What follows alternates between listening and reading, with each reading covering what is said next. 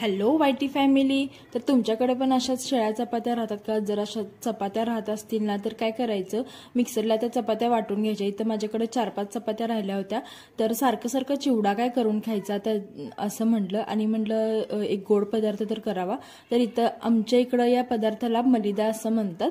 आणि तर मी काय केले, 1 वाटी हा चुरा होता चपातीचा, तर 1.5 वाटी गूळ घेतला घिसून आणि हा सगळा मिक्स केला. जर तुम्हाला आवडत असेल तर यामध्ये तुम्ही वेलदोडे वगैरे मसाला, गोडा मसाला बारीक करून टाकू शकता किंवा फुटाण्याची डाळ, बडीशोप हे पण टाकलं तरी चालेल.